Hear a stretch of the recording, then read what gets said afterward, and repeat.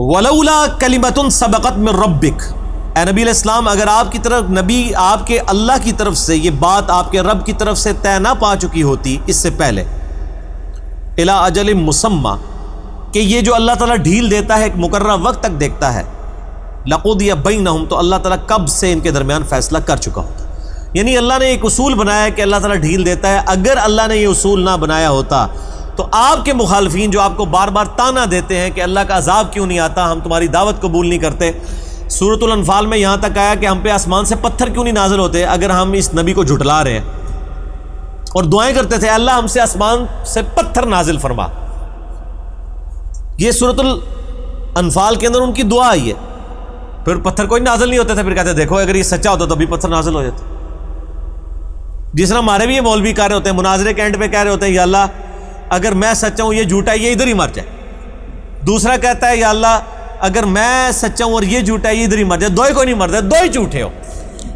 تو یہ وہی معاملات ہیں۔ تو یہ نہیں، ان کا آپ دیکھیں کانفیڈنس لیول کتنا تھا کہ کافر بھی یہ کہتے تھے کہ اے اللہ ہم پہ آسمان سے پتھر نازل ہو پڑے اگر ہم تیرے نبی کی دعوت قبول نہیں کر رہے، تو کہتے ہیں کوئی نہیں نازل ہوتے۔ پھر اللہ تعالیٰ نے آیت نازل کی کہ اللہ کی یہ سنت نہیں ہے کہ جب وقت کا پیغمبر موجود ہو اور اس قوم کے اوپر عذاب ہو جائے جب تک کہ اللہ تعالیٰ اہل ایمان کو وہاں سے نکال نہ لے، ٹھیک ہے نا جی۔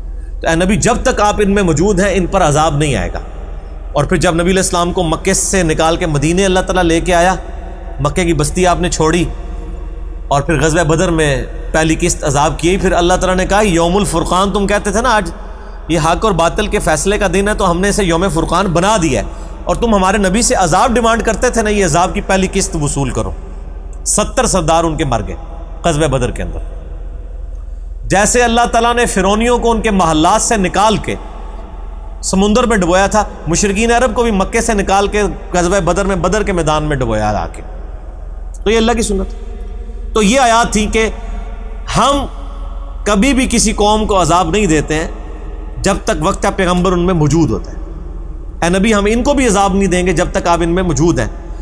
ہمارے بریلوی بھائیوں نے مل کے اس سے حاضر و ناظر نکال لیا، انہوں نے کہا جی نبی آج تک موجود ہے، دیکھیں جی کوئی عذاب نہیں آیا، ان کو عذاب نہیں نظر آ رہا۔ اس وقت امت پچھلے کئی سو سال سے کیا عذاب سے نہیں گزر رہی ہے؟ اور یہ بھی جھوٹ ہے کہ جی نبی علیہ السلام کی امت پہ عذاب نہیں آئے گا، یہ کہاں لکھا ہوا ہے؟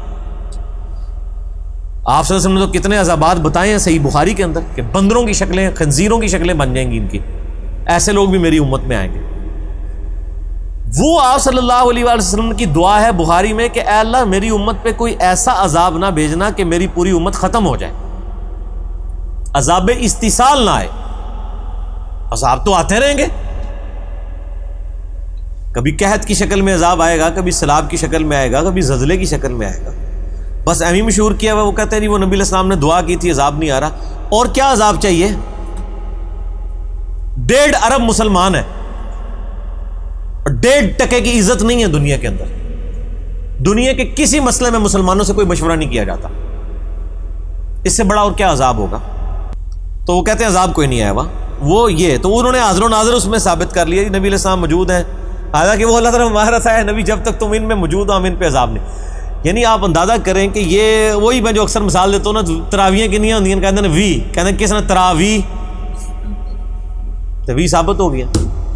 یعنی الفاظ کو پکڑ کے اس میں سے مطلب اپنے عقائد ثابت کرتے ہیں۔